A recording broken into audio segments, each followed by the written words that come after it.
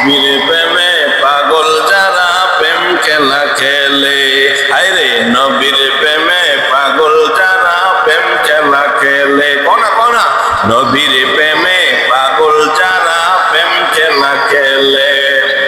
নবীর প্রেমে ওয়াসকরণী দন্ত দে ফেলে, নবীর প্রেমে ওয়াসকরণী দন্ত দে ফেলে।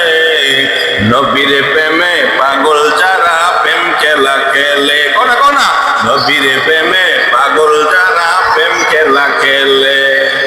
পাগল ছিলেন আবু বকর, নবীর প্রেমে দিলেন পারি, ঠিক নেই? হানজালা পাগল ছিল, নবীর প্রেমে জীবন দিল। কে পাগল ছিল?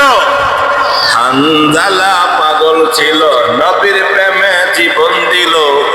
আরে গোসল করাইল তারে ফেরেশতার দলে, আল্লাহু আকবার। গোসল করাইল তারে ফেরেশতার দলে। নবীর প্রেমে পাগল যারা প্রেম খেলা খেলে, নবীর প্রেমে পাগল যারা প্রেম খেলা খেলে, ঠিক নেই? ও দোস্ত আমার, হানজালা নবীর প্রেমে কি রকম পাগল ছিল। হানজালা মাত্র নতুন বিবাহ করাইছে মায়ার নবী। আল্লাহর পয়গম্বর বলে, হানজালা তোমার বিবাহ হয়েছে, নতুন বিবি লয়ে তুমি ঘরে উঠছ, আজকে তোমাকে উহুদের ময়দানে যাওয়া লাগবে না, তুমি তোমার বিবিরে নিয়া নতুন দাম্পত্য জীবন শুরু করো, বাসর করো, তোমার যুদ্ধের ময়দানে যাওয়া লাগবে না। গভীর রজনীতে এলান আসছে মদিনার অলিতে গলিতে, মুহাম্মদ নাই, মুহাম্মদকে হত্যা করে ফেলা হয়েছে। এই আওয়াজটা হানজালার বাসর ঘরের মধ্যে তার কানের মধ্যে গেল। সে বিবির পাশে শোয়া ছিল, সে হঠাৎ বলল, কি শুনলাম? কে যেন বললো মায়ের নবী দুনিয়ায় নাই। হানজালা সহ্য করতে পারে না, যুদ্ধের পোশাকটা পরিধান করিয়া যুদ্ধের ময়দানে রওনা দেয়। যাওয়ার পথে বিবির ডাকতে, তো বিবি, মায়ার নবীর ইজ্জত রক্ষাতে, মায়ার নবীর সম্মানে যুদ্ধের ময়দানে যাই রে বিবি। ও বিবি, বেঁচে থাকলে দেখা হবে গাজীর বেশে, যদি চলে যাই শহীদ হয়ে যাই দেখা হবে আল্লাহর জান্নাতে। ও দোস্ত আমার, হানজালারে বারবার বারবার বিবি ডাকে, ও স্বামী, সবে মাত্র আমাদের বাসর, আমাদের মিলন কাজ শেষ হইল, আপনি তো অপবিত্র অবস্থায় যুদ্ধের ময়দানে চলে যাইতেছেন। বলতেছে, বিবিরে আমার গোসলের দিকে তাকায়ও না, আমার মায়ার নবী উহুদের ময়দানে বিপদে পড়ে আছে, আমি যদি এখন আমার ঘরের মধ্যে অবস্থান করিয়া সময় কাটাই, তাহলে আমার বিবির শোন, কাল কিয়ামতের ময়দানে আমার নবী যদি কিছু হয়ে যায়, কাল কিয়ামতের ময়দানে আমি হানজালা কি জবাব দেব? রাত্রে বেলা যুদ্ধ করতে করতে একটা পর্যায়ে হানজালা শহীদ হয়ে গিয়েছে। হানজালা যুদ্ধের ময়দানে অবস্থান করছে, নবী জানেও না। সকালবেলা যখন যুদ্ধ শেষ হয়ে যায়, যুদ্ধ শেষ হওয়ার পর মায়ার নবী রাহমাতাল লিল আলামিন সাহাবায়ে কেরামদেরকে বলতেছে, দেখো আমার কোন কোন সাহাবী শহীদ হয়েছে, তাদেরকে সিরিয়াল মতো রাখো। সমস্ত সাহাবীদের লাশগুলা, শহীদের লাশগুলা কাতারবদ্ধ করে সারি সারি রাখতেছিল। এমন সময় একটা পর্দাওয়ালী মহিলা আয়েশা মায়ার নবীকে সালাম দেয়, আসসালাতু ওয়াসসালামু আলাইকা ইয়া রাসূলুল্লাহ, আসসালাতু ওয়াসসালামু আলাইকা ইয়া হাবিবাল্লাহ। মায়ার নবী সালামের জবাব দিয়ে বলছে, কে কে আমাকে সালাম দেয়? এই মহিলা তোমার তো কোনোদিন দেখলাম না, আর যুদ্ধের ময়দানে তুমি এখনই বা কি করতেছ? ডাক দিয়া কয়, ইয়া রাসূলুল্লাহ, ইয়া হাবিবাল্লাহ, আমার স্বামীও গত রাত্রে যুদ্ধের ময়দানে শহীদ, যুদ্ধের ময়দানে আসছে, আমার স্বামীকে দেখতেছি না, মনে হয় আমার স্বামীও শহীদ হয়ে গিয়েছে। তবে আপনার কাছে একটা অনুরোধ, যুদ্ধের ময়দানে যারা শহীদ হয় তাদেরকে তো আমরা বিনা গোসলে কাফন দিয়া দেন, কাফন দিয়া দেন।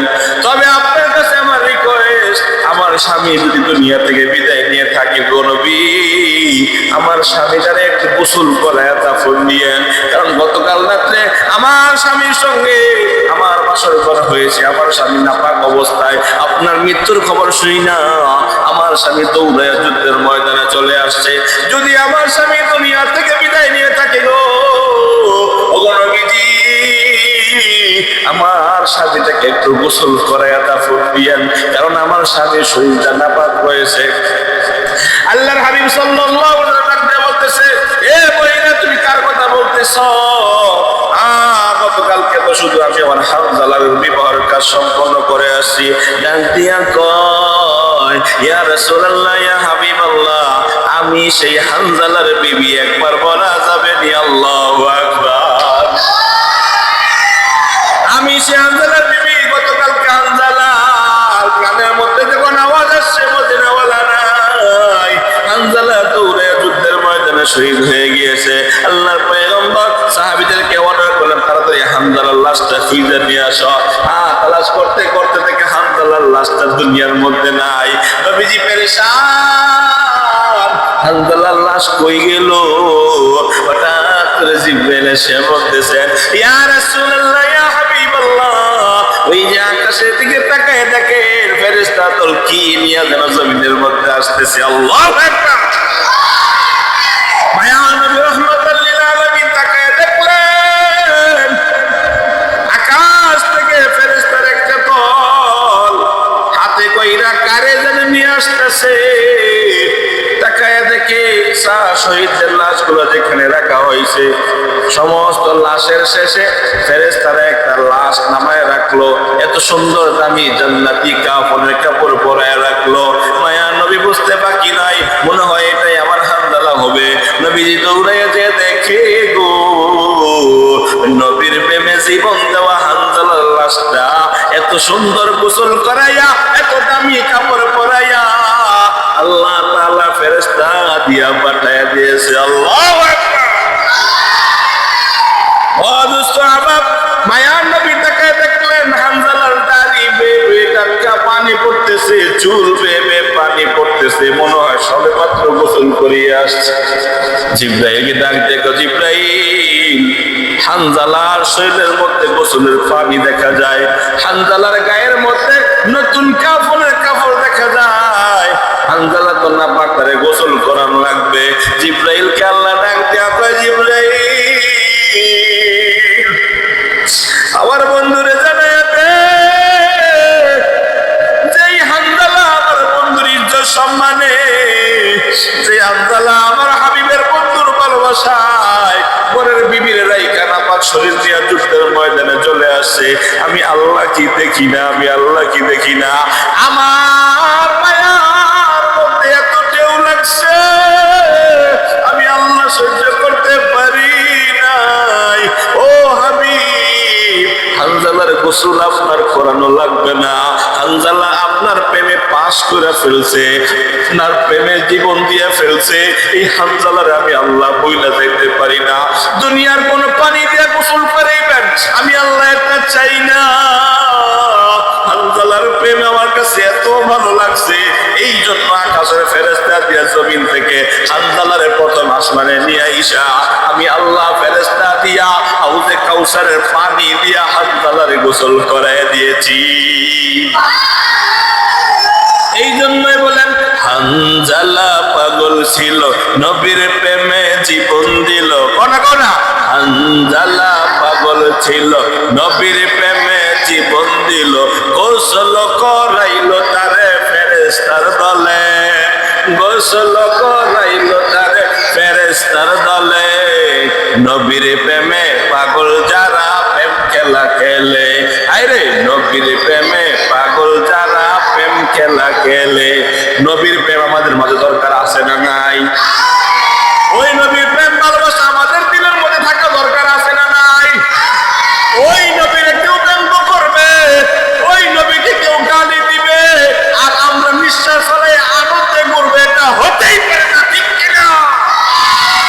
আজকে আমার ওলামায়ে কেরামদের উপর লাঞ্ছনার শিকার বাংলার জমিনের মধ্যে ইসকন নামক গুন্ডা বাহিনীর গুলা মুসলমানদের মধ্যে দাঙ্গা লাগাইতেছে।